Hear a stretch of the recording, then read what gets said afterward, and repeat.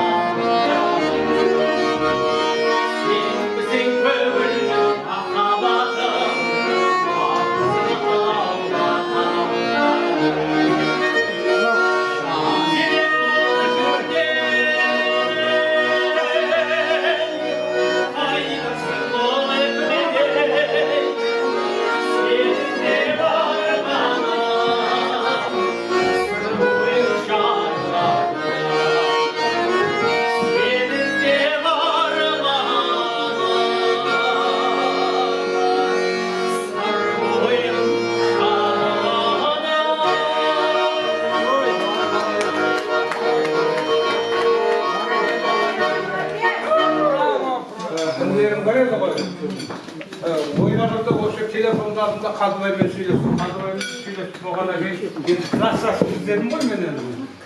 Сонымен Ералын кім берді? Ералын кімде бір ай жүргізорға берді оны. Барса алсай десем ол да бармайды жаңа. Бір ай жүргізді. Содан Ералымен сөйлесін, мен жаңа бірден атымды айтпаймын ғой. Жаңа сөйлесіп бір кімсін айтсай дейді, айтамыз ғой, қазір даусымдан танитын шығарсың. Анаға осы бізді қазір көргеніңізде қуаныштысыз ба? Сол жерден басқаншы, ана сіздерді көргеніме қуаныштымын деп басқаншы. Иә, енді айтайын деп отыр. Енді қызық болады, енді айтып бірінші не алmalайын де. Баланы әлі ашылған жоқ. Шешіңіз қайнаға келдегі жаңасына ұлық қой? Сағат 4-ке дейін уақыт бар.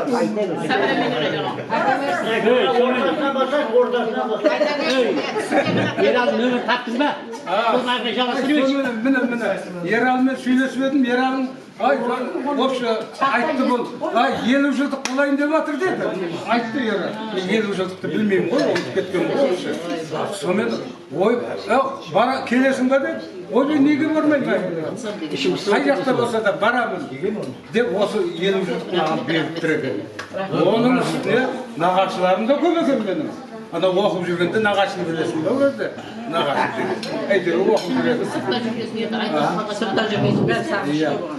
Өте сол енді қуаныштымын ғой, жаңа Зұлфия келінім екен ғой. Сол қуаныштымын. Сөйтіп, нағашым да бар екен, бір жерде келін де бар екен, жеңшем де қосылу, жеңшем екен. Сосын орынды деген, ол да келін екен менің. Кейін сөйтіп, енді жұттыққа келем деп, біраз нәрсе тауып алдым. Бәрін тағы деген жас кезінде оқыған екенсің бұлар. Фермада жүргенде оқыған. Иә, фермада жүргенде Бұл сен қазір танысып оққанда еске түсіру да? Ескі. Енді кейінгі жаңа бірге оқығандар, енді танып отырмын ғой, шаттан. Енді шаттанды жақсы сөйлейді сен, қазір жақсы сөйлейді. Жақсы сөйлеп Аттан сөйлеп үйренген ғой. Иә. Аттан кепірме сөйлеп үйреніп қалған мен. Жоқ, ана жер Кепірме лекция. Ал енді не дейміз енді? Көп сөйлемей оқпайын. Söyle verek, söyle verek. Sendek sözlerin bölmek ise orada atışlar. Сонымен жаңа шатқа шыққаннан кейін бәрінен танып жатыр ғой. Енді мына көшеде көрсем, қатира бар ма бәрін көргенде оны танымайтын едім. Шаттан көрдім. Бұлай қараймын. Зұлфия жас кезіндегі анау. Қатирада, Зұлфияда сол өтір ғой жас. Әже болып қапты ғой деймін да. Әжені қоспа деп. Біздер шал болып қалдық қой енді. Мойындау керек қой оны. Содан біраз нәрселерді айтып, енді көп айта бермейін, енді міне бүгін енді бас қосып отырмыз, мына екі жылдық бәрі құтты болсын, өте қуаныштымын Құда қаласа бас қосып отқаныма. Енді бұдан кейін келе аламын ба, келе алмаймын ба? 80 жылдығын тойлап жатыр. Келеміз ол әлі. жылдыққа келесің. Өліп қалмасақ келеміз әлі. Енді кешкеде қасында ал деніміз сау болып, аман есен, бала шағалы болдыңдар Құда қаласа. Немерелерің, бала шағаларың аман болсын, Құда қаласа. Дендерің сау болсын. Әрқашанда қызықшылық бола берсін, той бола берсін, только тойларда кездесе беретін болар Құда қаласа. Енді 60 жылдық болсын, 60 жылдыққа Құда қаласа, жан нәсіп болса, денемізде жан болса, бұйырса келеміз Құда қаласа, айтпай қоймаса. Енді шаты өшпейтін шығар шаты, иә? Шаты өшпейтін. Шаты өшпесе болды. Шаттан біле береміз. Әңгіме бұзу болса өшпейді ғой. Әңгіме бұзу ғой. Бұл бала кезде мен пәленақ класс оқыған деп қосылмай кетсек айтады. Соны айтамын. Мысалы 8 жыл оқып қосылмай кетіп жатқандар көп мысалы. 8 жыл бірге оқып. Жораға мен рахмет. Biraz var yok mu? Ағаш медал беріңдер сіз оған. Жауап. Ағайын медалын алып тағы жүрейік. Қадасың ғой. Ағайын медал бола ма ағайын? Кім? Ағайын. Жора сөзі қосылды осы. Жора сен жақсы сөйледің, молодец. Жаңа мен мынау біраздан айтып қойғам да. Жақсы адамдар бар ішінде де, оларды жақсы деп мақтай бермеген көпшіліктің өзі жаңа басталар, жамандар қойды. Сол үшін сен жақсы ешкім мақтаймайды, сол үшін сен жақсы болды. Сол үшін... Өте мақтадық. Бетіне қарасам жүзі білет ағамдар бізі.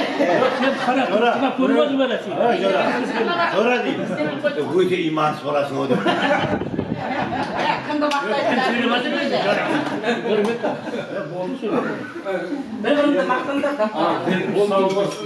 Деніміз сау болсын, осындай только қызықшылықта Аллахтада кездестіру.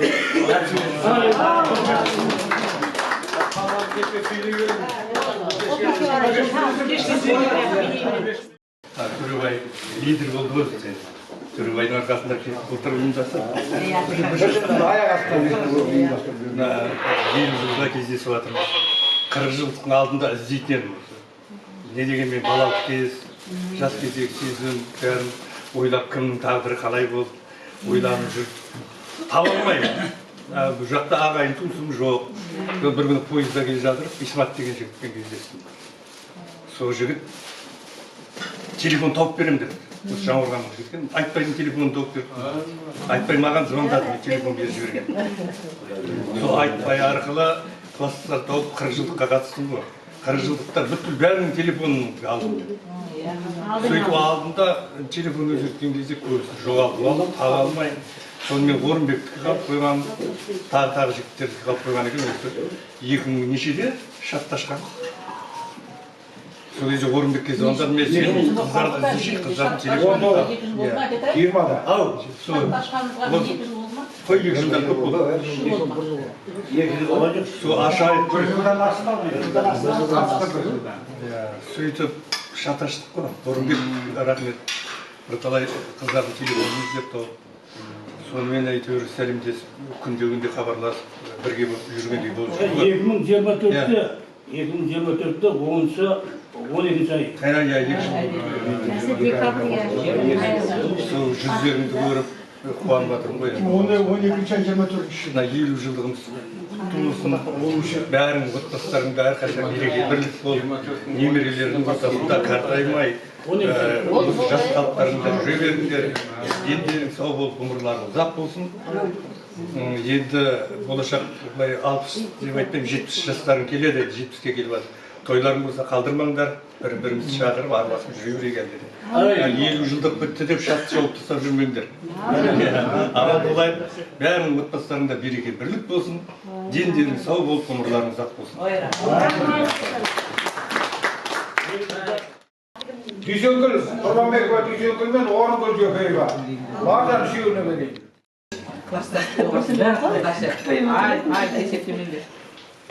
Айбай құрметті құрдастарым, бауырларым бәрі. Кішкентайдан бірге өскен Пентателдің топырағын кешіп, өздеріңді көргенім өте қатты қуанып тұрмын. Осы күнді күттім, ұзақ күттім да. Алматыда жанып, жете алмай қалатындай бір сезімде болдым да. Шүкір Аллаға жеттік. Өте қуаныштымын барлықтарыңызды көргендеріңізге. Мен енді өзгенттің біраздарыңызды танымаймын енді да, ояқта оқыған жоқпын ғой, бірақ сырттай танысып жатырмын ғой, бәрінің кімнің кім екенін. Аман болыңыздар, денсаулығыңыз мықты болсын, 50 жылдығымыз құтты болсын. Былай қарағанда ұзақ цифр да, 50 деген бір үлкен әріп. Бірақ өміріміз уже өткен, жаған жеткеніміз Аллаға шүкір. Қуаныштымын өздеріңмен танысқанда. Мен осы Жаңғырғандамын, біз жаққа кеткен жоқпын. 30-40 жыл болды ма, осы жақта тұрып жатырмын. Азардың ішінде аптекаға барсаңда көре берсің. Кішкентайландырып сол. Аман есен жүріп жатырмыз. Барлықтарыңызға амандық тілеймін, Құдай қаласа кешке жақсылап өткізіп, одан әрі жалғаса берсін. Қуаныштымын бәрі.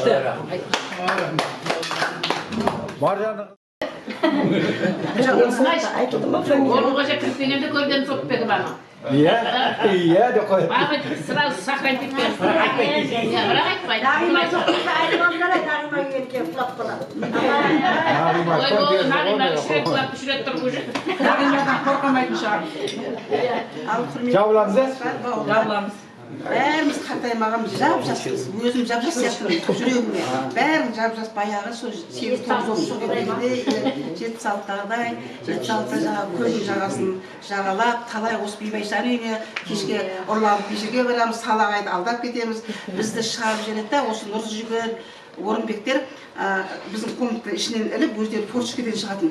Сөйтіп, түнде көлді жағалап, әулиенің жазын жағалап, бейбайшаның үйіне баратынбыз. Одан бейшара жаңағы Төлегенова Нұрби үйіне өмір апат интернетте қарымызда шау деймін сонда. Үйіне апарып шай береді. Интернаттың асханасынан ұрлап, Орынбектер тушенка ұрлап береді, солянка ұрлап береді. Маған бейшараны тесттен сондай қызықты кездер болады. Маржан, Қалдан үшеуміз бір комнатта жаттық. Төртеуміз ғой? Сен төртеуміз. Өле, Жүсіпбеков, Асылбек деген ағай келеді. Ішінде айраны болады, банкіде айраны болады. Әй қызына айраны көп комнатаға дейді. Соны қойып қоямыз жаңағы. Соны жыбырлап сүйінеймін ау деймін. бетің жылтырап алып оңбағыңыз дейді маған. Отыр, оңбағыңыз, бетің жылтырап алып оңбағыңыз дейді. Жаман жек көріп қалам. Айран төкті saymayдым. Айран әкеледі де маған төкіп қойды. Айран әкеліп портфель вот мынандай қарап. Қасымдер ма? Өзім сөйте еді ғой жасы. Сондай қызымды мен ше өзімде негізі ше тақ 90 оқыдым. Түркістаннан оқып келдім. Әкем бейшара ана совхозда оқысаң, оқуға түскен кезде ана орыс тілден беседа ғана жасайсың. Диктант жазбайсың деп маған Өзгенікке айтады ғой. Сонда мен 3 январдан кейін келдім осы Өзгенікке. Мен сені мысалы танымаймын да, мен қожа деген ана класста мына класста қандай бала деймін да. Сөйтсем сен жоқ екенсің ғой өзі. Ноябрь айынан бастап оқымаймын. Сондай. Оны бітірмедің не? Не өтірсің жерге деп тұрған да бала. Бізге бір апта оқыса болды. Сондай қызықты күндерді басымыздан өткізгенбіз ғой енді. Бәріміз бір үйдің атасы, әжесіміз ғой. Бірақ кездескенге қатты жасадық ғой. Отырған орнымыз, жүрген жеріміз ортаймасын, жоғалмасын. Ол болсын шағымыз ары қарай өсе берсін. Кешке жемқорлықты жақсы өткізіп, қызықты, есімізде қалатындай болсын. Қай жерде қырғыздықта болмадың сен? Мен болған жоқпын, тәкен болған жоқпын. Дүйсенкүл болды. Дүйсенкүл болды. Маған болды күйеуім. Құрметті кластастар, замандастар, құрдастар, бүгінгі бас қосып отырғанымыз үлкен бәрімізге де үлкен қуаныш деп ойлаймын. 50 жыл болды басымыз қосылып жатыр. Бұл да бір үлкен бақыттың бірі. Негізі біз осы зәурелермен сендер еске келіп отырсыңдар бізбен бірге. Екі класс оқыдық. Менің есімде қалған сендер машинаға мініп кетіп бара жататын еңбек. Бір мен екінші жылы, екінші класста машинаға мініп, бірінші класста Қарап отырамыз. Осы зәурелерді машинаның үстінде қарап кетіп, қыратын менше қимайтын. Ойынымыз қандай қала ма әйтеуір қимайтын. Сол есімде қалыпты. Қалғандар онша есімде жоқ. Балалық шақтың кезі бір тәтті бір кездері ойын сол. Не дейміз, мына 50 жылдығымыз құтты болсын. Бүгін енді алдын ала мынандай дастархан жайып күтіп жатқан ұйымдастырушыларға үлкен рахметімді айтамын. Әктай бастаған қыздарға, Зәуре, Қатира, мына шартты ұйымдастырған Темірбек екен, негізі кеше мен де оқыған. Темірбек ашқан екен ғой чатты деп. Темірбекке де рахмет осындай. Басымыз тек жақсылықта, қуанышта қосыла берейік. Амандық болсын, бала-шағаларыңызға рахатын көріңіздер. Vay bereketler. Енді осы үш қыздың артынан бір кішкентай музыкалық сәлеміміз бар.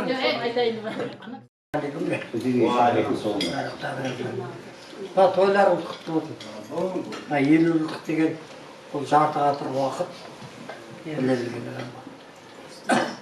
Бірақ барлықтарыңыз сол баяғы қыз күнін дейсіздер. Қыздардың бәріне ғашық болып отырмыз.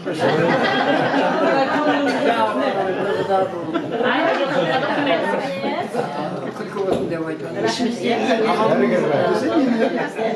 Менің де біздікі 30 майдан басталады, 50 жылдығымыз. 7-ші үйінгі дейін тұтылады. Біз анау Шымкентте қат-қатын деген демалдығын жалдағанымыз 3 күнге. Сонда деп аламыз, ауылда Құран оқытамыз. Осындай мынандайды біздің ауылда әйте тастарған дейді. Сырттан келген қонақтар сондайларымыз бар. Ауызбірлік тілеймін.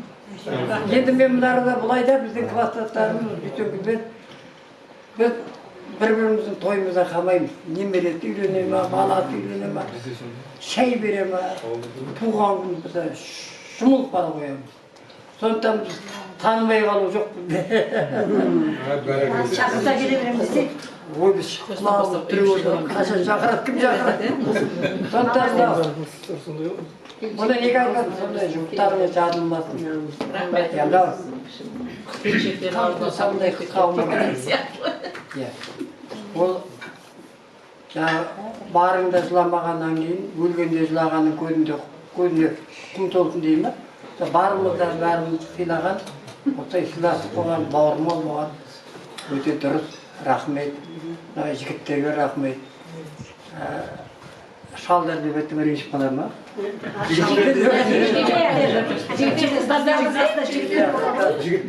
жігіттер. Қыздар мен жігіттер. Олар өзің не болса, соны ол дейтін күн шай болды дайындалған. Ана өлеуке чешіп дайды, мына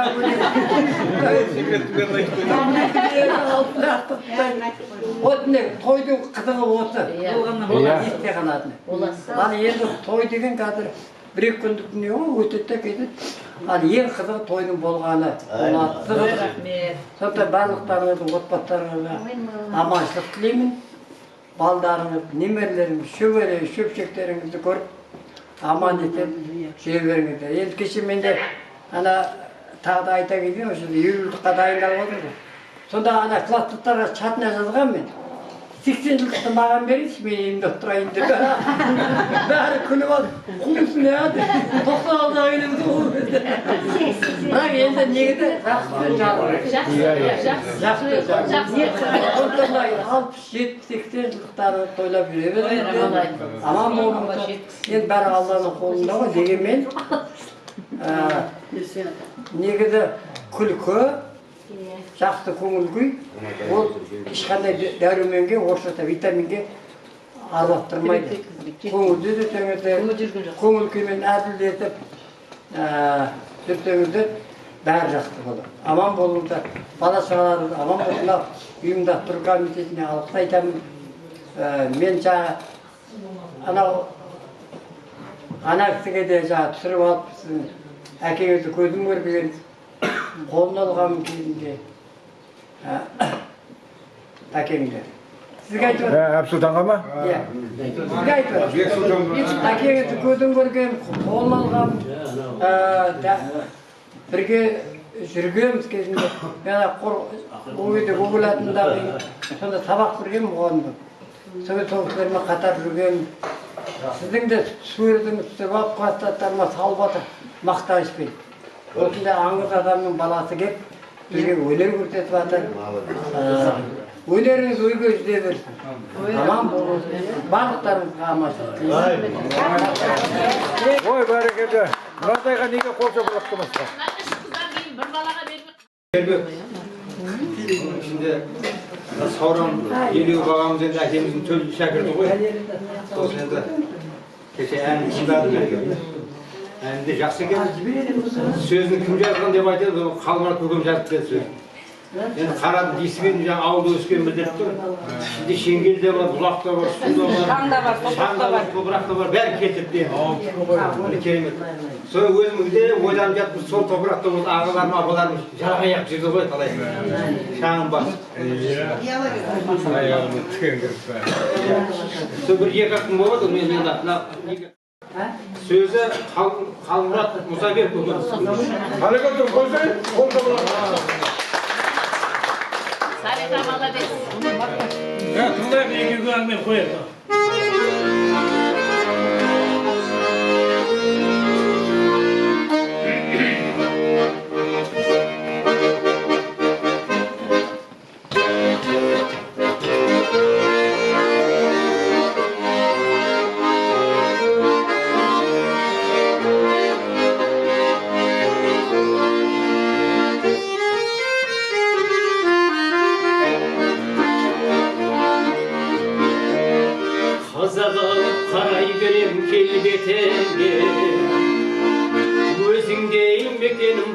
Kelbetinde özgendim tuğ ösken atam eken sağınıp salgan elim jetedeme özgendim tuğan yerim öz mekene özüne jır joldaydı hep bilsinde toprağı kiyeli tarih tongan Tuğan yerim kır özgen, sözgen Özgendim tuğan yerim özgen Özüne kraldaydı herkesinde Toprağı kiyeli tarih tongan Tuğan yerim kır özgen, sözgen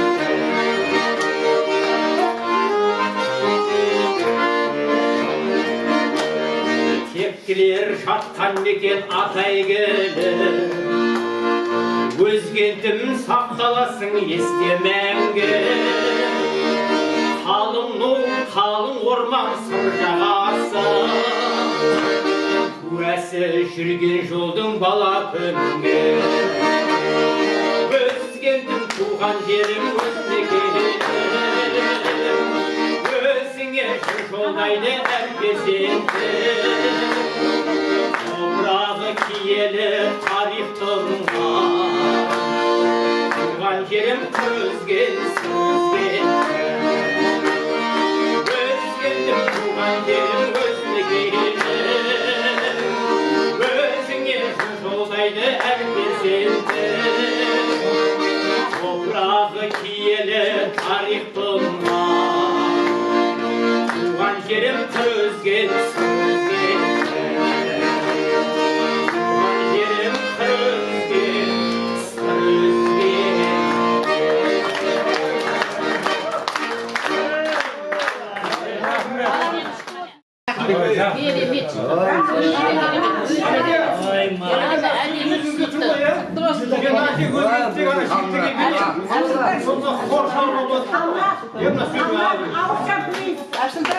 Сен бірінші орындаушысың ғой енді. Иә.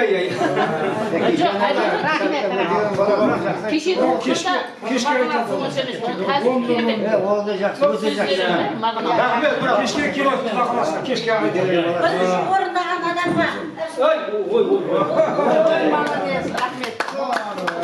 Кешке болады. Sözü de әні де бәрі жақсы өте тамаша. Осы әнді жіберді ғой Қалмұрат. Осыға өткенде салды, осы әнді.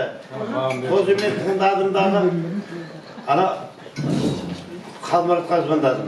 Қалмұрат, сен Сауранға сен құйып тұрғансың ба, ол ішіп тұрған ба, анаған мен түсінбедім деді. Сөзді вообще түсініксіз болды. Ол кезде түсініксіз болды, ешкім. Сосын мен Абдуллаға жібердім ол әнді. Мен мынаның сөзі, мына Қалмұрат жазған екен, әнін Сауран шығарып тұр. Мен мына әнді түсінбедім деді. Сосын жарайды, көрем одан бері, ботаға салып көреміз деді. Сосын бұрақта звондайды, сөзін жібересіз бе? Сосын полный сөзін жіберді. Сосын бірақ өтеген сұрады, өтегенде де сөзін жіберді. Ана бала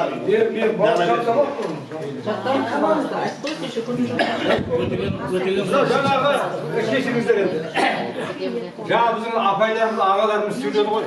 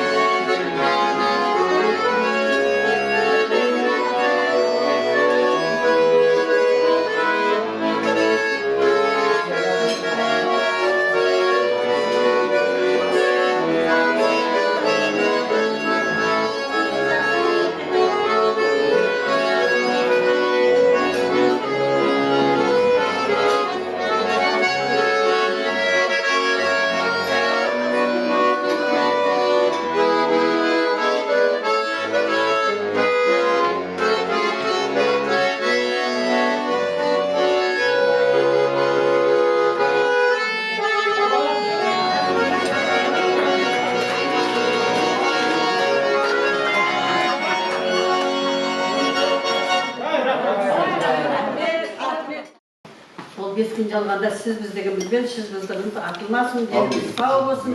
Мынау 20 жылдығымызда аман есен, жақсы күліп ойнап атқарайық. Соның ішінде менің Арахмет айтатын, алғыс айтатын қыздарымның оң жақта отырған Зәуре қыздардың атынан. Чат жаңа шықпай қалса да Зәуре, әй, не болған? Мына қыздарға базарға шығып, Қалмұрат, айналайын жаным, күйеу бала, рахмет. Мына осындай қызмет жасап отқан. Біздің Тұрсынбайға алғысымыз шексіз. Түйғынында қатысы бар бұған енді жаңағы. Рахмет, бәріңдеріңе рахмет olsun. Рамазан оның ішінде білеген бұзып жүріп. Рамазанға да рахмет. Рамазанға да рахмет ерді арқалап келеді. Шарғарадан менің би жігітімен, нұр жігітіммен келгеніне қуанып отырмын. Нұр жігітіммен мысалы үшін 20 жылдан кейін көріп отырмын ғой деймін. Иә, 20 жылдан кейін көріп отырмын. Yetti adil öptürdüm, arasında jaklandılar birbirine çalıştı. Yok, yetti adil öptürdüm, ben bulmak katırıp, bana jaklandılar benim arası böyle savcıyım abiyle.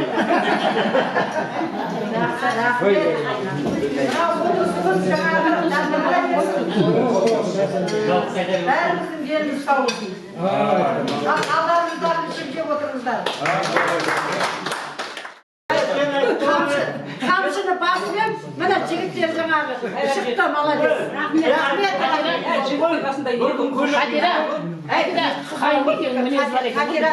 Хатира мақтасам келінім да. Қайынбеке мінезі бар енді. Иә, келінді мақтамақ. Келінді мақтасам орға басыңа түсат Хатира молодец жаныма, рахмет. Соншама жаңағы ауыр жүкті көтеріп жүрген менің келінім Қадираға рахмет жаным. Дүние тұрғанша тұрыңдар, барлықтарың дүние тұрғанша тұрыңдар. Шүберек тозат, тай озат дейді жаңағы Құдай Алла жаңағы өміріміз озай берсін, көңіліміз жаңағы көктемдей құлпырып жүре берейік. Сол үшін Allah'ımızdan ішінде отырмыз.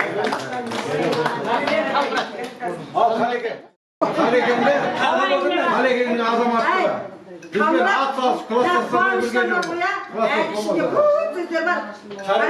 Ay küncücü. Joremek siyaktan mışı gelmeyek koyan dedi. Joremek mışıgan yok. Mışıgan yok. Bütün o sağırgan. Ya sağırmış. Kodası Alındı. Olsa. Kurmetli benim sayıkamın arkadaşları, biz sizlerden ben olsa Özgürt'ten gece 20 günü sayıkamın baş bozgan bizde gidiyor.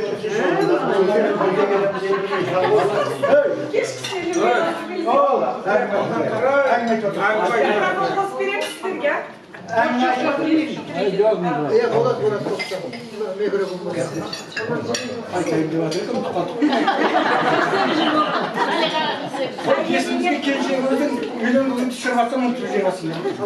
Bırak bunu keçiye gördün. Bundan da Sofya, 3-4 kadroşum var, Katira var. Solardı жақсыланayım, қалған қыздарды режим өзіріп көп біле бермеймін. Білмесем, режим естер. Ал бірақ енді, осыда 3 жыл бұрын біздер осыда 50 жылда өткізгенбіз. Мықты сценарлар болған, бізде мықты ұсыныстар болған, оның бәрін орындағанбыз. Бір күні Әкетаймен Тұрсынбай ғой Әкетай деп көткенбіз. Маған Әкетай айтты, сендерге Тұрсынбай. Әкетай айтты, Қалеке басыңнан өтті ғой. Осындай 50 жыл басқосында қазір қандай ойларым бар, қандай тірлік істесек болады деген ақыл пікір бөліскендей болдық. Сонымен сіздер білмейсіздер, біздің Тұрсынбай екеуміз жеке басымызбен мынау шат арқылы жеке ортаның әңгімесі емес, мен ортаға түскен емеспін көп. Өзімізше осылай жоспар болды, осылай жасақ, осылай болады деді. Оны Әкетай ақылдасқан тірлікті сіздердің орталарыңызға салып отырды, сіздердің пікірлеріңізді тыңдады. Алғаш кезде Салиханың шаттай Салиха болды да, содан тыңдап отыратын. Қарасам енді бірінші рет болып жатқан өзгерістер көп болады, заман өзгеріп жатыр, басқа өзгеріп жатыр, әртүрлі жағдайлар болып жатыр. Сондықтан шамалы ақыл қосуға тура келді. Сонымен өзіміздің ақылымыз мынадай жасақ, Әкетай қалай қызық бола ма? Әйтеуір ел бас қосылғаннан кейін жақсы қызық өткенін мен де қаладым. Тем более біреудің тірлігі емес. Салиханың қылшықтарын қойып. Сондықтан мен сіздерге араласып кеттім. Қазір айтайын, 3 ай 4 ай болды, сурет жинадық. Осыны бірін қалай келтіреміз. Мен ешқайсы ортаға салған жоқ, алдымен әкелге қасылым. Бұлай болса қалай болады. Бұлай болса әр түрлі формада болады. Соған анау интернеттен көресің, басқа жерден көресің, қолдан келетін жасайсың. Айналайын немерем шамалы мықты болмағанмен жобасын келтіреді екен. Соның жобасына келтіріп, күні кешеге дейін 3 рет 4 рет қайталап орталарымыз салып отырдық. Мен ол мені сынап отқан не айтқан жоқ. Рас кім қалып кетен маған әлде мен білмейтіндер бар. Бірақ соның арқасында 90% қыздарды таныдым, 100% жігіттерді таныдым. Сырттан білетін көп қой енді. Жігіттер көп, Ералдан бастап Рамазандар өзген төскендердің бәрін білеміз. Сондықтан мынау бүгінгі отырыс бұл кім олай? Қарап өтпесем мөймекен ме? Қыздарға қарап? Қыздар жаққа бір болды. Иә, сондықтан мынау құлағын ардағынан шығып қойсаң. Берем ғой қаптай жаңа. Айтып берем оң шесте. Басын бір қойсаң, не білем қыз көрмеді. Қызғанып отырған. Енді бауырлар. Кластасы қызғанмайды, кімді қызғанамыз? Көзіңі жұмып отыр не сөйлеген. Маған біреу жетеді. Сонда да көзім қарай береді да қойса. Сондықтан Sarkız birden söyle koyun çıktı. Söyle bakalım yok kız. Kız beni atmadı. Sondan ne oldu? Yayt oturayım.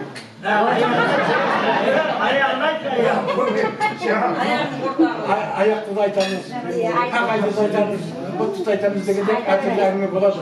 Bırak oydu oy, taksa bir oy ayakta da ortadan bölünse. Aldığımız oy bölünüp ketip de başka ayınları түсіп кетеміз. Сондықтан ой айтып отқаным бұл бізде де болған осы отырыстың алдында бас қосып осы кластастар соларға бәрі бірдей ауылда тұра бермейді. Сыртта жүрген қыздарымыз бар, ұлдарымыз бар.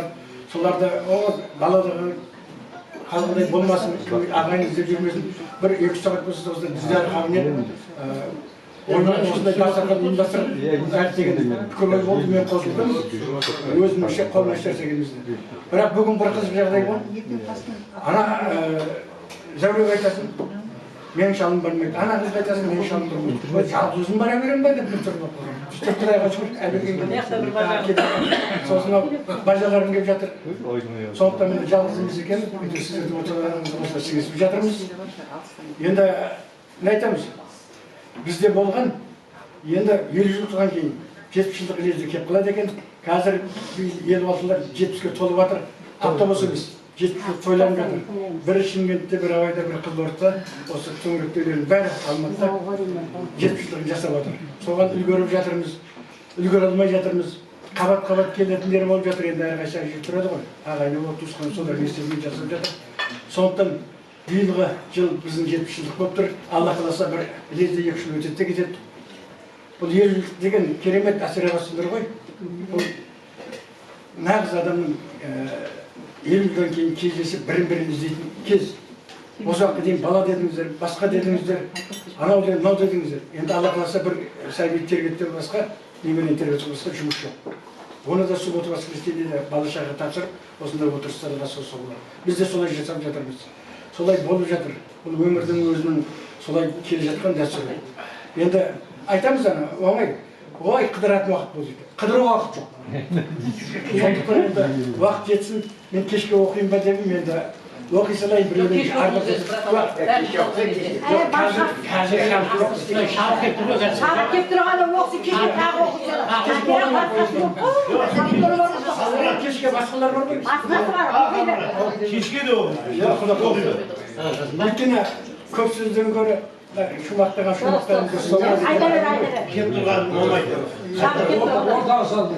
Кешке тауға күзін келеді ғой. 50 жылдық кездесуге деп. Бірақ батсам айтар.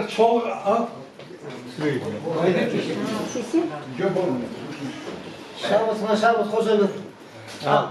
Толғанып, сөз тереңнемен құттықтау тілек айтып, өлеңменен құтты болсын кездесу 50 жылдық көңіл тасып, қуанып, ерейленген кездестік 50 жылда ара басап, қандай қызық, па шіркін балалық шақ, қайран күндер сағымдай сырғып өткен қас-қағым сәт екен-ау ойға алсақ.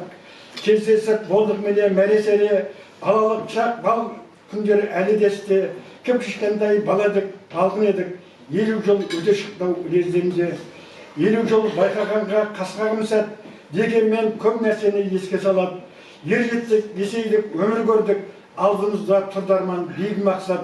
Үйлендік, үй болдық, отау құрдық, бәріміз ұлды болдық, қызды болдық. Көрдік біз немерені, шөберені, шаңырақ биіктеді босаға берік болып. Көтерілдік биікке, төмен түстік, тағдырдың талқысына көніп өстік. Жеткендер бар, бұл күнге жетпеген бар, Алланың мұнысына шүкіршілік. Өмір өзен ағады ағысымен, есімізде баяғы қимас күндер, біраз дос жоқ бұл күнде арамызда, кетіпті қауышуға рабысымен. Не шаруа қазуына жаратқанның, бағыштаймыз рухына Құран қатын, жайлары жәннаттың төрі болсын, бір Аллам жебе жүрсін ұрпақтарын. Бұл кездесу сыйлады ерекше әсер, кей қылығың балалық еске түсер, келеді көз алдыңа ауық-ауық, елестеп сағындырған сағын күндер.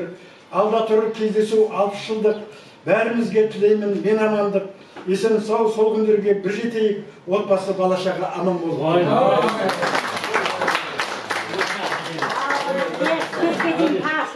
Қаланың ұсталай Жөргіп шықты алдыңыздар.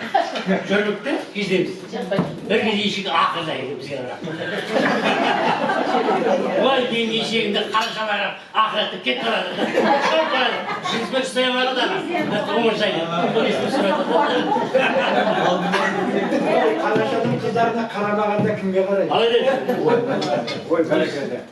Салиха Қатира сөйлесін. Екі сағат бар екен.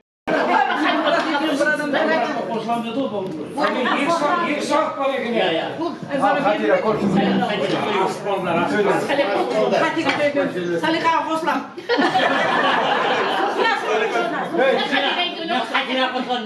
Сен күйеуіңе бөлек көрейін деп отқан мен. Мен күйеуім келмейді. Жоқ, төребайлар рахмет. Ой, сендер анау қайда мынау қайда деп. Уақыт бар ғой төртке дейін. Төртте бәрін Үлгірмесіңдер, Төртте беске барып тұрамыз ғой. Ал Қатира. Ал қыздар, замандастар, құрдастар, достар. Бүгін мына 50 жылдық кездесуіміз бола берсін. Басымыз қосылып, мінекей балалық шақта әңгіме қылып, көңіліміз талай жерге саяхат жасап, арқа жаққа болған жағдайымыз бар. Қош келіпсіздер, алыстан келгендер.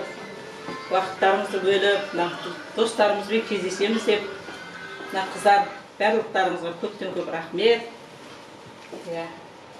Осы нені ұйымдастырып, осы дастарханды керіп жайып отқан мына Әкетай бәріміздің басымызды қосып, бақыласа. Сәуре екеуміз ақылшы болдық. Әйтеуір алыстан келгендерге бір тамақ беріп, ішкізіп жегізіп жіберейік. Әңгіме тамақта емес, бірінші кездескен кезде арқа-жарқа көңіл сұрасып, жағдай сұрасып, көңіліміз бір демдейік алдын ала деген. Мінекей жақсы отырыс болып жатыр. Барлықтарыңызға көптен көп рахмет. Алла амандық берсін, денсаулық берсін. Басымыз тек қуанышта, жақсылықта қосыла берсін. Отырған орындарыңыз еш уақытта жоғалмасын, Құда қаласа. Әлі де жаңа шал кемпір деп айтуға аузымыз бармайды. Жап-жас көріп отырмыз бәрілеріңіз. Әдемі, қандай әдемі. Қыздар, жігіттер деп сөйлеймін мен, әр уақытта байқайсыздар ма? Кемпірлер, нелер деп сөйлеген емеспін. Құда қаласа сол жас, әдемі қатаюды жассын Алла бәрімізде. Амандық берсін, денсаулық берсін, тек жақсылықта басымыз қосыла берсін.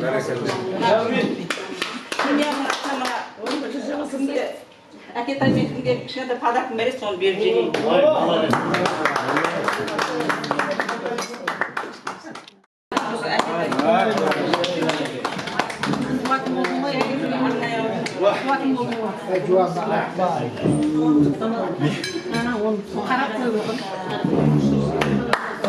Киімің ішінде бар.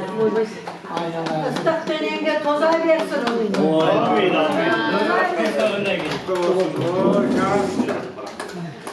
Әрбір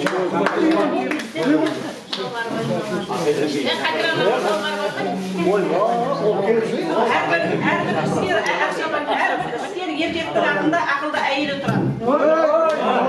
Осы кешті ұйымдастырып. Негізі соның арқасы мынаның. Мына қызғанайын деді ғой. Ол рас қой. Рас қой. Айтты ғой енді шындығында класста. Қызметтерің тойда қайтсын. Еңбегі ерекше түрімен жүреді. Осы ақылымен жүріп жүрген адам. Енді бір спақ киініп алды ғой, екеуі қуатындар. Екеуі киініп алды ғой. Ахмет қайда қалады? Ағай қайда қалады ағай? Ағай медал ғой ол. Айнымайды қалады. Медалды бөлек. Сосын бір ауыз сөз. Осының бәрін ұйымдастырып жүрген жаңағы біздің арамызда Зәуре деген қыздар бар. Өзіңді жаттай сыйла, жат жаныңнан күнесің дейді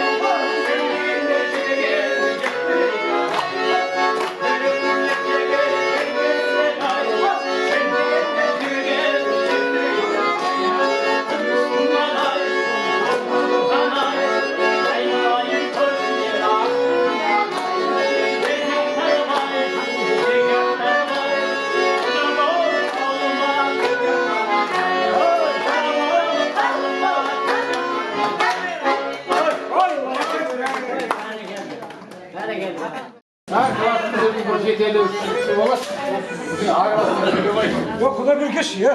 Орын қожа. Мен айтам деп қалдым, бір өлең айтып. Айтады, мен сөзіне салайын. Өтеген айта бер. Көребай жазады, сөз сөйлейді. Бір классында бейжігіт сол бір классында бейжігіт бейбі хат шабытайды.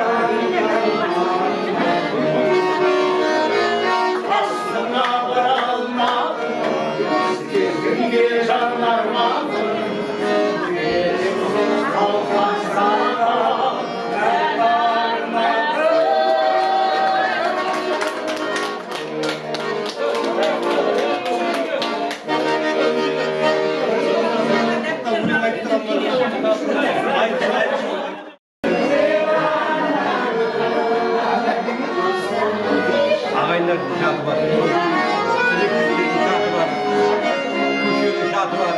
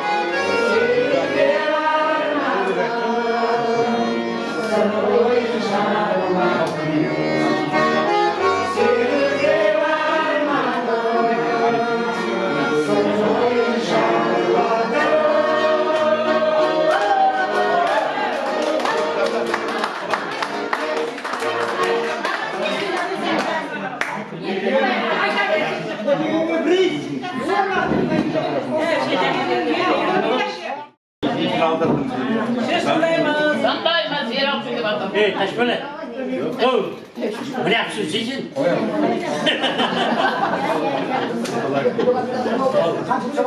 Kılamasa, ben aytayım, bunu uydastırvatkan bana hak etayım, tüyüm kayda. Tüyüm kayda siz. Malades bir valaşanlık rahmet görseyler, basıma sağ olsun, uydastırvatkan. Sos size sen, Gülcan. Ramazan giyimi götü zor. Ramazan'da da ben annemin ardından bir şatın göz söz, göz pilçilip kilçigim. Sonra kalik sal varacağını. Ekimle Ramazan. Öteme konukasında bırak yüzü var, bırak kıymı var, yan var, bırak kilçip bilmir azdırıyor adamda. Onu ben tilçilip, şavup, süytüp maricik sal, şükür adam ben bravo. Rahmet sağ. Bu bir kişiyken buydu mu? Ama çok son söz öğretiyor. O kişi tabi.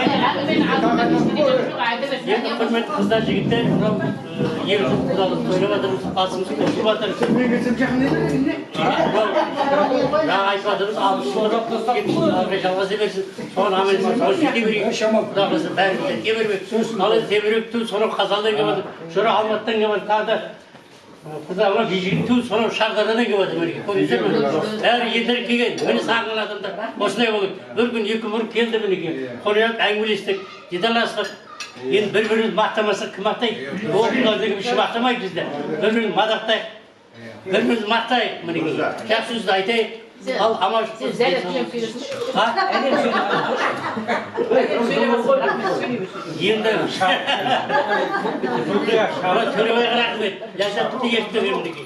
Қостаны, міне. Олдасы бар ма деген. Ләззат Төребай деп кетті. Оның жұмысы көп адам. Қалай шақыртты, жұмысы бар деп айтсаң, пенсияда адамсың, айналайын. Жұмысың бар, Ал қыздар жігіттер амаш қуаныш болсын, денім сау болсын, Құда қаласа. Енді қалған тілектерін бәрі кешке айтамыз. Құда қаласа осындай. Қазір біз сағат 4-те мешітке барамыз, мына жігіттердің біразы барады. Соны сіздер шамал орныңызға ұйымдастырып жатыр ғой, жаңағы аяқ созам деген болса, үйге алып кетемін дейді. Сосын әкетейін нарда тұр. Тамақ тойып алдық қой, тамақ ішпейміз, кеш бір атаны ішеміз ғой енді. Ал денім сау болсын. Рахмет қыздар мен жігіттер, менде басқасыз. Әлде тағы ғана өмір жақтан келу керек. Бұл енді себеп болып қалды. Жоқ, рахмет айтып отыршы. Ой, мынауды сөз бөліп өрді. Ал, басымыз қоса бересін. Осындай алпысқа жете берейік. Біз арғай көре береміз.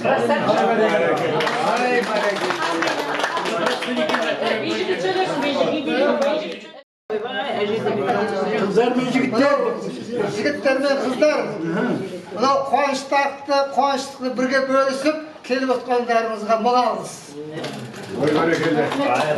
Ақ жүректерімен тілек айтып отқандарың қабыл болсын. Мынау көргеніміз осындай той болсын. Жегеніміз қой болсын. Амандықта, саулықта өстіп ойнап күліп жүре берейік. Бітті. Ağzını verin oğlum. Kızların içindeki salata yesem koy. Yerim sağ olsun. Modan kanalım modan. Yerim sağ olsun, amaçlık olsun. Kızlar jigitler. Ana görmegen düzen gün. Kaldık olaya gitti kaldık. Kişi gelir mi? Marjan, kanday salata kızlar. Kaçan yapıp üstüde, nayılar üstüde. Özüm or kız düzde tavamam. Aslında ne diyeyim, Almat'tan. Düzen gün tavamayacağım da. Adresini bilmeyip de. Hala kıyım mıydı canım? Ya, cananımız mı? Ya, telefonum. Kıyım tatmadın mı? Yerimiz sağ olsun, amaçlık olsun, olsunday. Şehir kasır, 20 yıl degen. Dinlerimiz sağ olsun, ömürlü şükürlü bak. Cürelerimize dinlerimiz sağ olaversin. Temelbek, ağırma. Sizbek'in sınırsız kasında cürelersin, Gül Zeynep. Tökü, sizden de mınau. Milyon degen kara koy енді. Milyon karanın içinde Naymanımızın kasında Gül Zeynep жүрші aynan. Naymanımızın atkansı жүре бар, ұзаққа кеткен. Қойма. Тоқаевпен Назарбаев өлгеннен кейін барып қоямыз екеуміз. Мен де шақырмадым мен де сен де сияқтым. Президент шақырмады қайта. Жоларды тастап, мына сіздердің көздеріңізбен көргеніңе нешесін? Сонша жерден келдім. Соның үшін мен де әйтеуір, мен класстастарымды көріп, сен класстастарымды көріп қой деп, жұбайым деп келдім мен. Молодец, әдемі. Сол жақ, Қалмыратқа қашып көріп отыр ма? Қалмырат сағаттарымды даярлайын. Өзіміздің класстық мақтан жаққан сондай қызмет жасамасын. Жоқ, Қалмыраттың өзіне ме, әліне ме? Мен сөйлегенде тұрмаса, не керек ол? Шамда кетемге сейіліп атқанда тұрмай өтіп, Қалмырат айтып дейді ғой. Сіздер араларыңызда осы кісі ғана айтып отыр да, жақсы қызыл тілмен осы кісі сайлап отыр. Енді мен де мектепке келгеніме 50 жыл болды, сонда мен бір параққа тыңдайтын болды.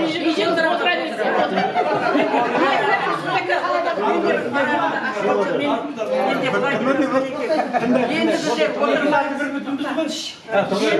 отырмаймыз класстағы партаға, үгілмейміз жаңа қорғанды іздеп, географиялық картаға деп. Міне сіздер мектептің базасында отырмасаңыздар бас қосып, мынау кафенің қазіргі заманауи жерде отырсыздар. Дендеріңіз сау болсын сіздерге де. Көңілдеріңіз көктемдей болсын, күн нұрын төккендей болсын. Бақыт құсы бастарында болсын, әрдайым. Араларың ортаймен бір-бірінің қастарыңызда болыңдар. Дендеріңіз сау болсын, той-той боласыз.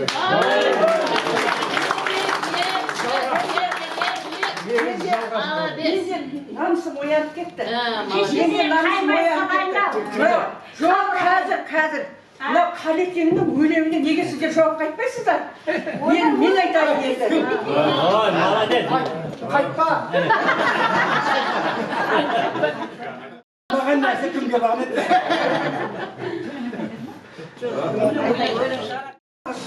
Көкпаршылар Олимпиада чемпиондары ғана қызыл кілемнің үстімен өтті. Мен қазір толқыдым өзімнің қызыл кілеммен кірпегеніме. Сіздерге рахмет, қызыл кілем төсеген. Менің тұйығым кластасым. Екеуміз бір мектепте оқығанбыз.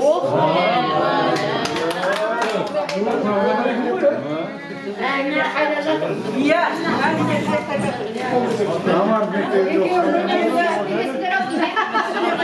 жақсы тілектеріңіз. Енді жақында жарық көреді деп ойлаймын. Менің әлемім деген кітаптың тұсаукесеріне сіздерді шақырамын. Жақында болады.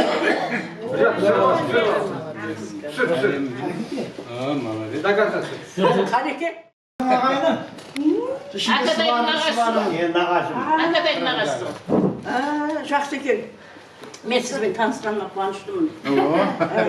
Иә, әр жерде осындай сіз сияқтанған шоқтығы биік кісі отыра берсін. Сіз сияқтанған кісі отырса, біздің жаңағы қазақта мынандай сөз бар ғой, лаула желтоқсанның мұзға жанған алауы. Нақ сендер еркектер тұрғанда мүмкін емес Қазақстанның еңкеюге жалауы дейді. Сіз сияқтанған еркектер тұрғанда Қазақстанның жалауы еңкеймейді.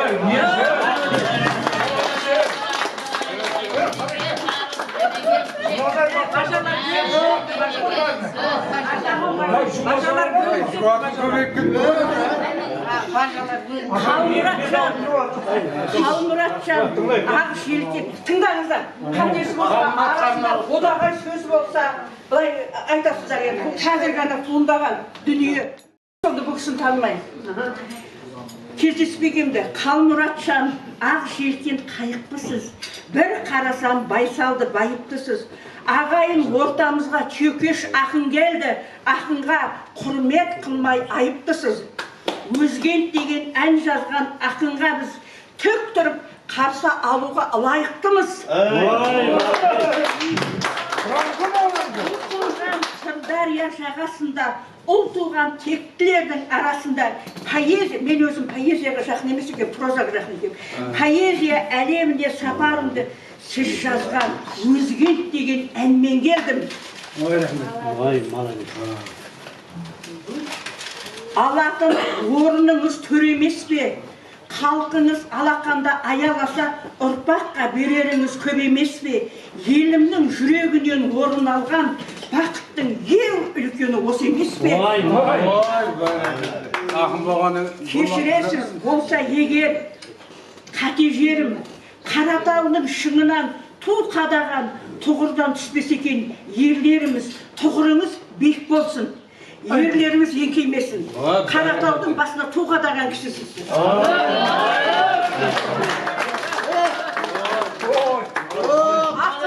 Қалмұрат бас бір түйені соғаясың ау. Бір түйе кетті. Аяқталған жоқ әлі. Әлі бар.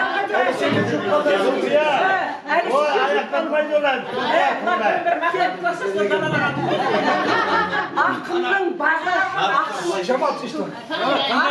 бағы ақылман әйел, ақынның соры мазасыз қатын дейді. Мінекей ақынның әйелі өте мазалы әйел болып тұр. Әйеліне қошемет.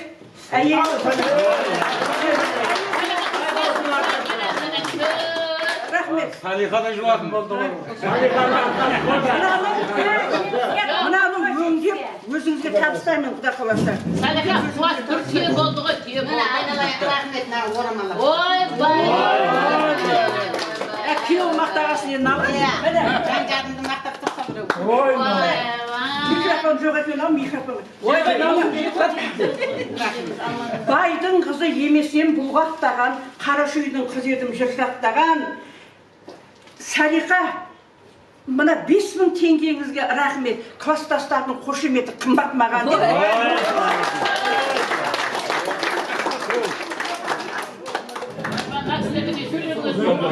Гүлжан, Гүлжан.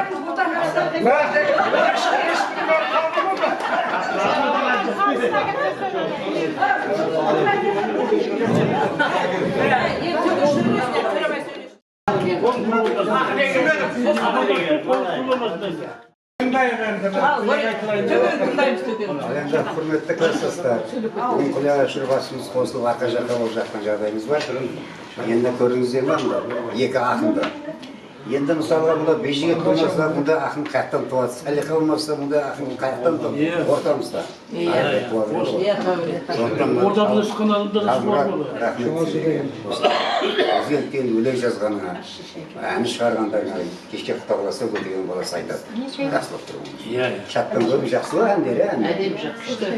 Ал енді құрметті кластастар, бүгін мынау Құдайға шүкір басымыз қосылып осы жасқа дейін жетіп, өткен жылдан бері қарай әйтеуір осы елжілікті мынау Акатай барынша айтып келатыр ғой, Акатай бір басқасы бар шаққа түсті деген дейді. Енді соны енді бүгін нәсіп етіп тұр бәріміздің басымыз қосылға.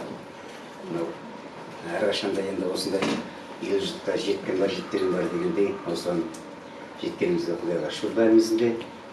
Енді Алла қаласа, енді кешке тағы да отырысын сұрар, соны жақсылап өміресін аттар шығарып салайық. Алдағы уақытта жәнді айтып отқандарың дұрыс, мейлі қай уақытта болса да шат арқылы біліп, басымызды қосып тұра беруге мүмкіншілік бар ғой енді Құдайға шүкір бәріміздің мүмкіншілігіміз бар. Солған жеткізу үшін ешқайсыларың ауырмаңдар, шалдыққандар, аман-есен. Бала-шағаларың қастарында жүре беріңдер, немелерің қастарында ойнап жүре беріңдер. Мен сіздерге тілейтін бірінші денсаулық тілеймін.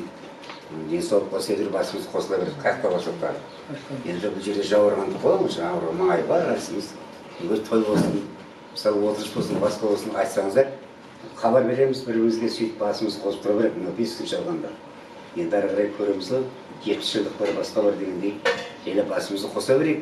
Бұдан артық бізде ешнәрсе қалмады, бәріміз пенсиядағы адамыз. Енді дұрыс қой енді. Барлықтарың аман болыңдар, келіп барлықтарын көріп отқанға мен қуаныштымын жүздеріңді көріп отқанға. Енді осыдан 20 жыл бұрын бәріміз 10 класс бітірген едік, соған 20 жыл қалай өткенде білмей қалдық. Өйткені адам қалай білмей қалады? Үйленесің, мысалға, бала өсіресің, ана болады, мынау болады. Сол баламен алып барсам деп біз өтіп кетеді өмір деген. Сол сияқты ғой бәрі. Енді бәріміздің қолымыз бос қой, бірақ мен жұмыс істеп жатырмын. Босай салам ғой бұл кезде. Сол сияқты бәріміз аман болайық. Жақсы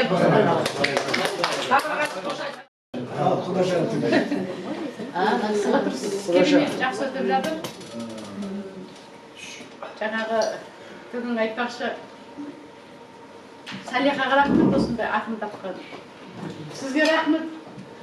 Менің бауырым тапқаныңыз ақын. Иә, мен болмаса Мәдина Ерелға ойланып кететін.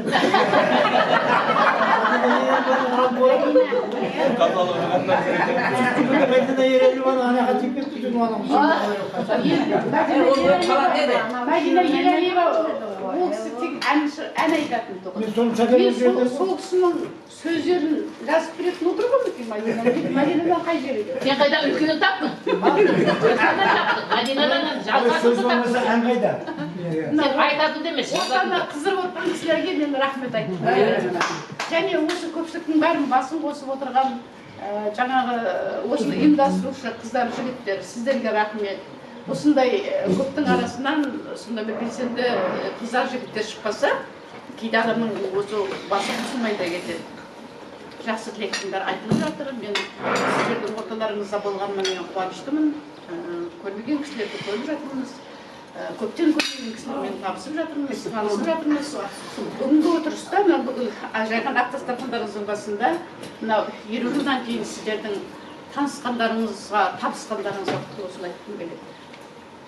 Есен сау, 12 мүшелеріңіз сау, бала-шағаларыңызды ұлды ұяға, қызды қияға орналастырып, жаңағы бір кезде бозбала болып жүрген кезде, бой жеткен кезде тек қана ата-анаңыздан ғана ұқсас сұрап көшеге шығып емнерден қыдырып келсеңіздер, одан кейін қол тимей кетті дағы, енді қазір ұлды ұяға, қызды қияға қондырғаннан кейін бір қолдарыңыз босап, мінекей мынандай керемет дастарханның басында бас қосып отырсыздар.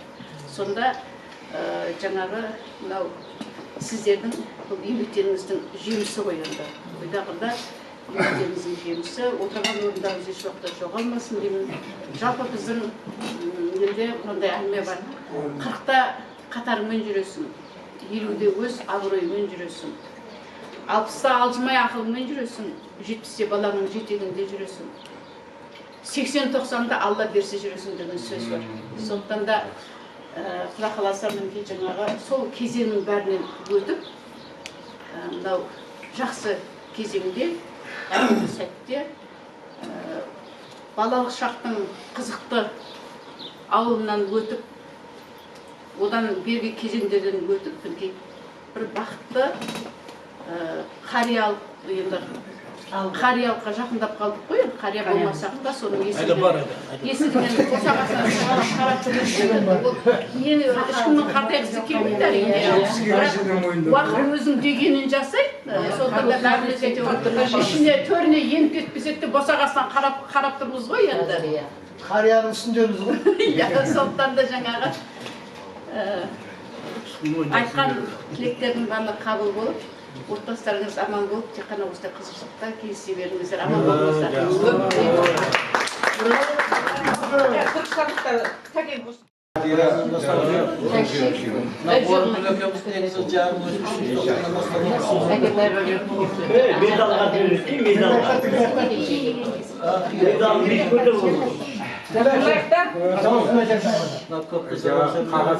алмадым.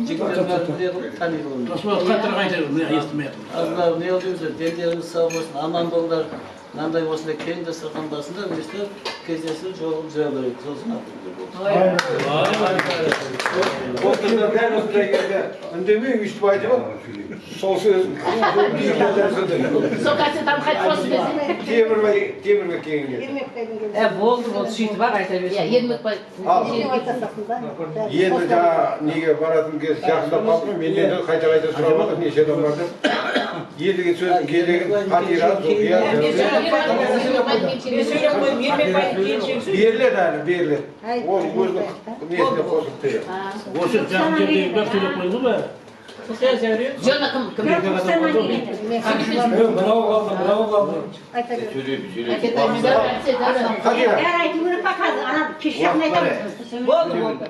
Біреуің жатып кетіп, біреуің түргеп қала беретін болсыңдар. Соның барлығын біле білсеңіздер, Шалқыбеков ағай есіктің артына сығылып жүрген, доп ойнап жүрген жерінен бәріміз сүйреп алып келетін мұқы қайтадан. Анау нағып жүрді алада деп. Ақай, сен Ералы бейшара сен арқанда қалай таяқ жеді. Өзі тақ ұрғылаттан. Кім деп келсе, Ералы бүйтіп төбесін бүйтіп көрсе, Ералы бейшара Пақырда екеуміз отырамыз ма? Қасымыз бүйтеді ғой сөйтеді Жүсіпбайға кетіп қалды. Сосын бір қызық енді, мен бағана бір сөйлеп жатсыздар ғой, бәрінің тілек бір тілек, менікі де сол тілек. Бірақ мен сол болған оқиғалардан айтайықшы. Бір ретте сол Тастемеге кім Жүсіпбек ағай сағып береді ғой, ортасынан өтпейтін қып партыларды бүйтіп тағап қойдық та, екі шетіне балдақ тормен сызып тастаған ғой. Ана ағай енді аналардың бәрі ортаға отырмыз. Біз сыртта отырмыз. Аналарды ұрамайды, біз босатылмайды. Ана бүйтіп шалбары күйлердің бәрі андай қор болып кетті. Бір күні бүйтіп үстеріне бүйтіп газ төсеп қойды, артын бүйтіп тормен тұрды. Ана ағай үстелді, кім мынау деді, газет алып қоя салып, ағай ол отырып қалып, шалбарының артынан да боқтарда, оған жақсы білеміз ғой, жақсы білеміз. Галош деп жазып қойғанымыз, галош деп бөле, галош деп жазып қойғанымыз. Галош деп жазып қойғанымыз, алтын галош дейтіміз. Болған оқиғада енді оның бәрі. Сосын бүйтіп, айтып отырамыз, кітап бүйтіп көрсетіп отырмыз. Сол кезде маған көп тиісетін, сол Жүсіпбек сен не? Подскачек дейін сен ба? Сондай оқиғалар болған. Бұл балдар бізде 4-ші, 5-ші, 6-ші сабақ біздің балдар оқыған емес. Тек өмірзақ қана қалды бізде. Бұлар өмірзақты бүйтіп айтады, данышпан мынау дейді. Данышпан қалды деп, бәрі қашып кетеді. Мына Ералы бір кітап алады, ішінде бір дәптер, оның ішінде қазақ тілде жазылған, математикада жазылған, бәрі жазылған енді. Историяның бәрі соның ішінде. Оны сен көтересің, мен көтеремін. Үстәлік қыстып қойған. Сөйтеді бұлар қашып кетеді. Мен енді жолықсыз өткізіп, сол мектепте тастап кетемін дейді. Сосын мен анда шығып бара жатқанда мен кітапты көрмейді екенмін. Мен аңқаулығым Қожыбанға баратын сол кезде белгілі болды ма? Ана қашпайын да сымкана. Кешке жақын алып келіп тұрады. Мен сенікін алған жоқпын, тастап кеттім сояққа дейсің. Көрші сонда да көрші. Тұр ғой деп, кетпейді да, күлмейді да. Естанда тұра береді ғой. Екеуміз еміз жағын ғой. 29 күнде ме қайырды? Өзгертте оқыдық қой. Арғы өзгертте оқыдық. Сөйтіп, шынымен қарасам, мынаның бір кітабы. Тебірде бір-ақ дәптер ғой, бұл бір-ақ дәптермен оқыған профессор болған кісілер ғой, бұлардың бәрі. Содан жаман болған жоқ. Содан бір күні майовка жасайтын болдық. Сол майовкада біздің балдар енді енді Қараша деген атымыз бар ғой, қаяққа барсақ та. Көл жоқ қой бізде. Ұрлады бұлар, тауық ұрлады. Сөйтіп Ақайдың тамның төбесіне жайып қойыпты. Сөйтіп анаяққа апармай ма? Сөйтіп ана бірді құт қойшы. Бет алу деген ол кезде болмаған бізде. Сонда Ақай, дұрыс ба?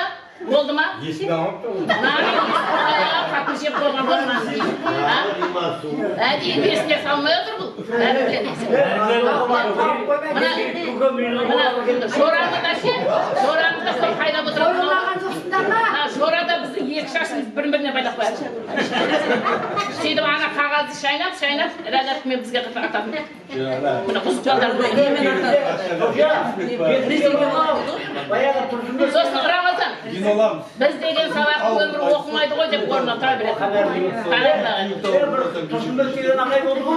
Иә, Зәуренде жатқан. Бір сағат бізді орында Райхан тұрпастар нұртар. Райхан тұрпта ұрға. Сол балданды ұртында сол кінәлі тұрмай кеу. Сол көткір қоғаны көрген бермей. Сол үшін балдарды айтқан ұрдыңға өтіп қойды. Ақай ішкейіп қалды, сені ұрмай деп қалды. Ақай өтіріп құлай беретін еді. Сосын ана бізде Қантай апай, Нұртас ағайлар бізге сабақ берді. Біз енді соңғы сабақ еңбек дене шынықтыру болса, біз Қантай апайдың үйінде Нұртас ағайдың деп бауырын жүгерінің қабығын ашып, лобияларды тасып. Сонда еңбек болатын бізге. Кәдімгі үйдің Қарны басамыз, ешек нарынан ұрып жүреміз, ол айналар. Сондай өмірде өскенбіз.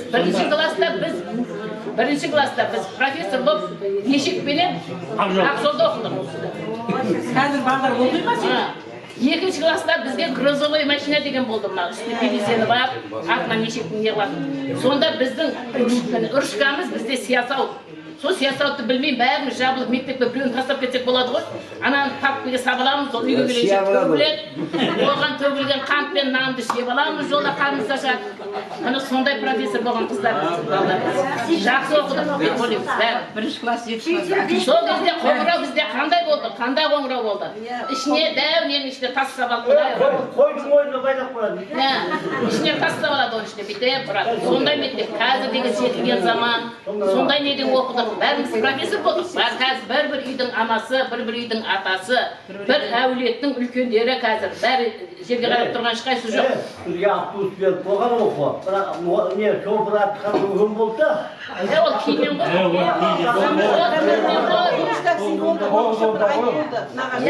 Иә, мына кімнің нағашысы. Екі жағында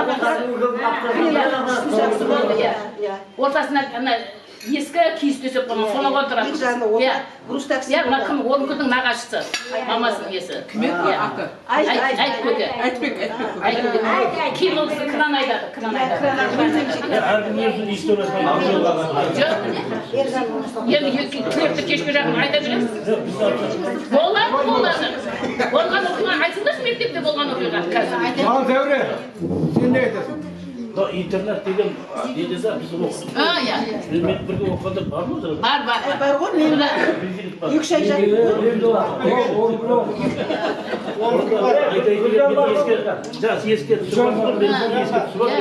интернет жатқан жоқ, интернетте жатқан. Бізде мектепте осында қараңғылап бір сабақ өтеді да. Иә. Bir sonunda sabık oldu, karanlık oldu.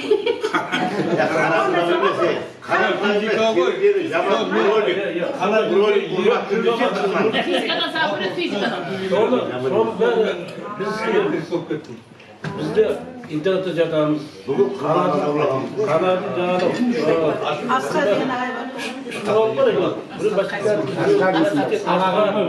Şöyle boyda. Біреу әйел бар. Кеуде бойдағы, иә. Ола сіздер білмейсіздер, бәрі сабақ береді, бірақ арашы бар. Арашы бір-бірін көңілсіз, бірақ сол арашы береді, біз сабақ болады. Сонда біз интернеттан білеміз да. Sonra ana rol falan diye bizde eğer bilimde de ol kanalında, eğer onu kadar yürüttü. Şimdi bizde kız yok. Şimdi boyatı kırmanda böyle. Kırmanda bir neler var bir de kuşlarlayın. Sonra da rolü kana pult diyeyim ben solar der cinavet bir. Мектепте біз соған тасыған анау жаңағы ролик енді бәрін. Иә, соны бірақ біз айтпаймыз, 20 жылдан кейін айта бер деді. Сенбейтін ма? Жүсіп деген мамам бар ғой, иә? Жүсіпбек. Жүсіпбек, ол негізі 9-10-да оқып жүргенде келді, иә? Сонда ол мынада бір кітабы бар. Кітабын бүйтіп сызып қояды. Бір екі жер сызып қояды, бөлек-бөлек ойлап. Мен сабаққа тақтаға шығарады. Сөйтіп маған бүйтіп, енді жағасын бүйтіп қояды әлімді. Көретін ше. Ана сызған ben айтып беремін. Көзі өткір ғой да. Ана ben оқып айтып беремін. Сосын жақсы оқитындар жаңағы бізде ана Бақберден солар жақсы оқиды ғой. Өмірзақ. Олар жаңағы өзінің түсінігін айтып берсе, жайып тұрсын дейді олар.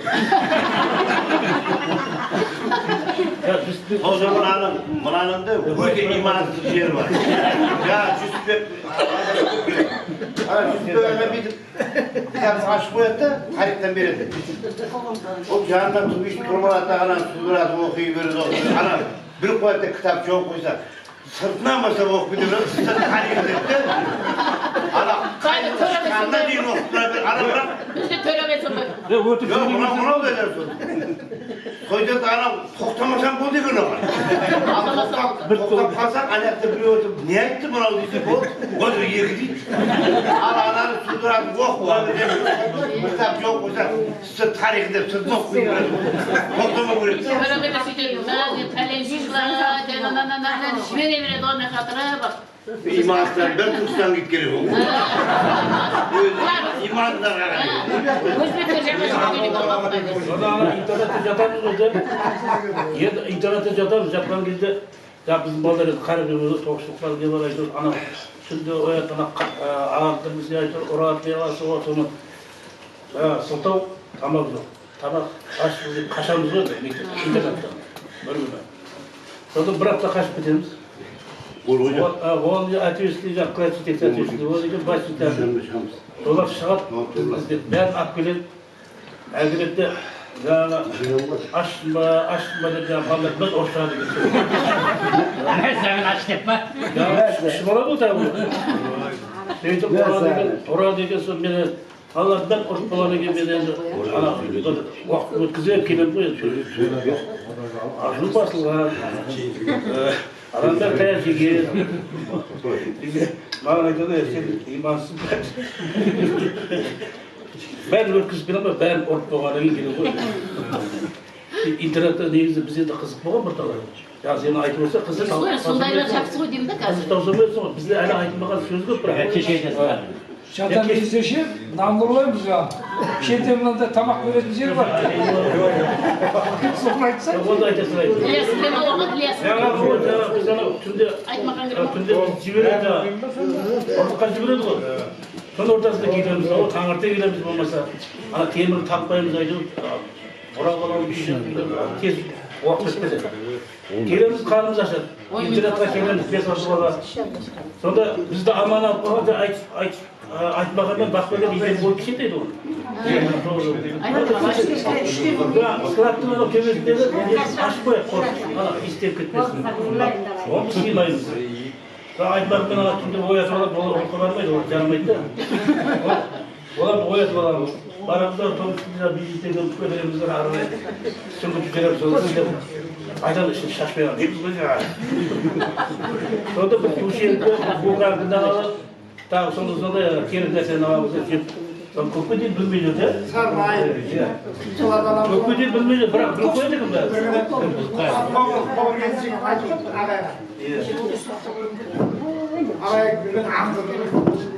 Орындайын сыртlasамыз.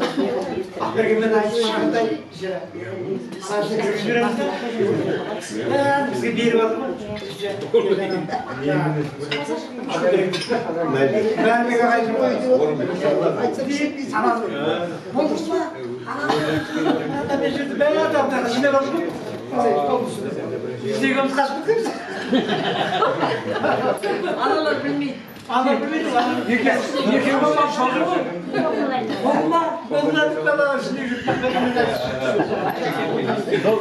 интернеттің уақытында да Biz endi ana mынау Әлбек ағай ұрма сонда ұрмады ма? Директор ұрмайды. Әлбек ағай ұрмайды. Сол кезде мына билікпен жаңа мен айтпаққа шақырып сөздер бір көмітте жатамыз. Бір күні ол ана жерде жауапкершілік күшті ғой, жаңа бір кетсе жауапкершілік. Bir stol sındır var, asıl paramız var. Yer var. Stol sana olur. Sonra aytmak ben onu cevap vergende kim muhabir olsa var ayt verir. Ya muhabir. Bu yüzden var. Sana kayması da üstte sanamayım ha? Üstte sanamayım.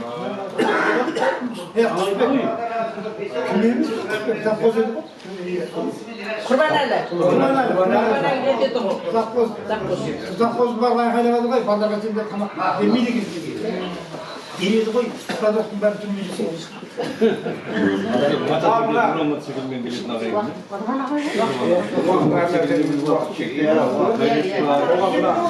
Aramızda şöyle böyle yakışıklı görerek solarla söylüyoruz.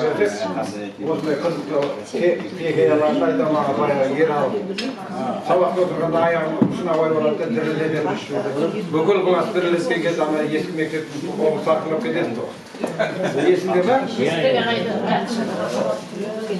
Hayır, orada alalım. Sana şey bir gün milyon. Kalptiğin bana böyle o bize. Evet, orijin.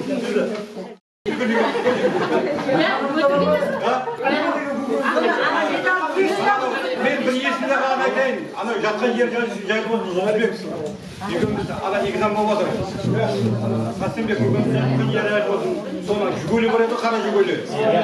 Соны қара жүгөлі жуғамыз. Biz жуғашы арасында жүрміз, жарқылдық арақ шықты ғой. Оны жігіт екеуміз біріміз әкім екеуміз айтайын. Жүсіп екеуміз бірімізді қаратып ақылды ішіп қойдық. Сонымен Нұртас пен Қасымбек көбеміз жатқан жерін жай болып шықты да айтты ғой. Ана төлейсіңдер дейді, не төлейді деп қоямын дейді. Біз ана немерелеріміз айтамыз, оқыңдар, кезінде қандай оқыдық. Жолда аналар өзгерістен бері қарай жаяу келіп оқығанбыз. Сөйтіп осы оқымаған екенбіз.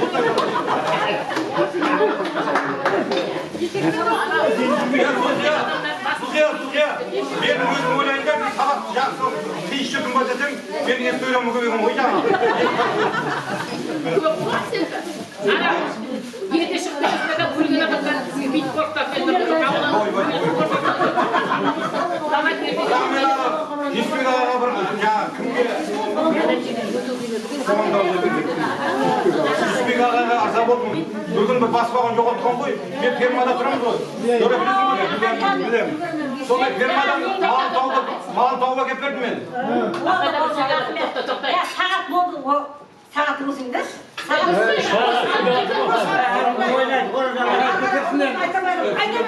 Dilek aytmasın koy, dilek. Çok görürsün.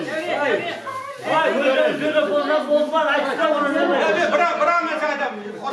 Bırak mesela adam. Odan keyin basmağa tavla gelin koy men. Osun men aytım. Көке, барғаннан кейін маған бір төрт қойыңызшы. Кеше майда туған ақсы, мен Құдайдан қорқам дейді. Сен үштен артық жауап бермейсің.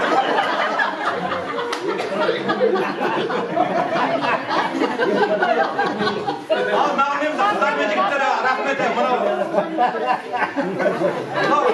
Акатайға рахмет, келіншегіне де рахмет, Рамазанға да рахмет, бәріне рахмет ұйымдастырып жатқандарға. Бізде арасында мынау шалқия дейін жерде тұрамыз ғой. Бірақ бір ғой соны құттың ойымызға алмайтын адам сияқты бұл көтін бізде ойладық қалай болады екен деп. Жаңағы Шамал тиштан қойшы. Шамал анау мынау болып деп Акатай жазып алды шатта. Сол бір Акатай ырза болдым Акатайға. Осындай мынаны ұйымдастырып жатқан ана-мынау ұйымдастырмайды. Biz қарап отырамыз ұйымдастырып. Біз кезінде де электр службада Шамал жұмыс істедік қой, ұйымдастырамыз ғой. Ол кезде жастар ұйымдастырасын, басқа қыласын. Сосын жаңағыдай жетіспейтін болдым, Акатай қарасам бәрін әкеп отырып бір деп. Сосын жаңа Акатай қарап тұрып, қарыз болып қайтарып төлеуіміз бәрі отырып. Сөйтіп келіншегім сүйгеннің арасында мынандай сумкасында ақша бар ғой, қараша ғой көріп отырмын ғой мен. Соны спокойно отырмын мен. Қыздар жігіттеріме рахмет. Құда қалсын жеңдеріңіз сау болсын. Өсіріп отқан ұл қыздарым көре беріңдер. Еліміз тыныш, халқымыз аман болсын.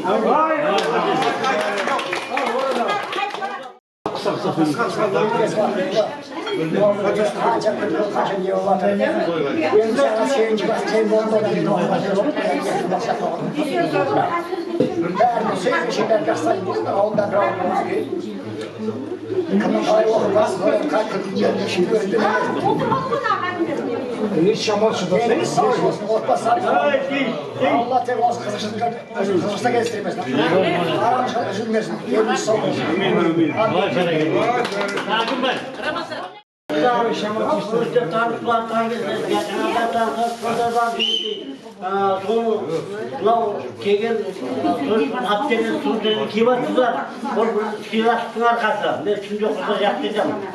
Ya bu can açmaz, bu can aramızda devriyoruz. Ama böyle çatı çıkalım. Hiç yok olabilir koydum. Diye dövüşüm olsa, solum deyim bu, sonday. Hatta bari aman tutlayım, ona otursun, hemen kızı uyutmadı. Başka olsun, aman için yürüme, mektep klas, eski vatırsların, onları götürenler çok. Sonra gideceğim, dostlarımı жалғастырып қойғанға бәріне аман тілеймін, жақын құдаласın дұрық қой. Сонда құдалай қылып отырайық. Бәріне тілектен аман болып сау болайық. Бұған бірге жан кешeceğim, бұған бірге де осылай қауышайық. Бәрі жақсы жағын айтайық, жаман жағын айтпайық, жаман жағын айтқанмен ешнәрсе ол. Менің жағдайым нашар, менде ойлағаным бір жаса болса, әкетіп журнал бар, түсіріп қойыңдар, аудара береміз осы жастар. Кейінді ойлап жүрген болса, жастай аудара береміз. Амандық тілеймін, бәрі денсаулық тілеймін, мысалында, осының ішінде бәрі біліп отырмын. Анау кімді? Ama yüzde kadınlar bölge kontrolünde yer tanıdılar görüyorlar. Ayaklarım.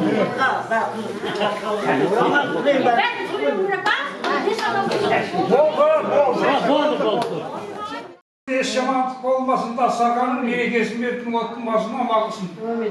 Kudayım osындай жақсылыққа аман есе кездесуге Алла тағала насip etsin. Немере шөберені қызығыма көруге Алла тағала осындай тойда кездестіре берсін. Деніміз сау болсын, өміріміз ұзақ болсын.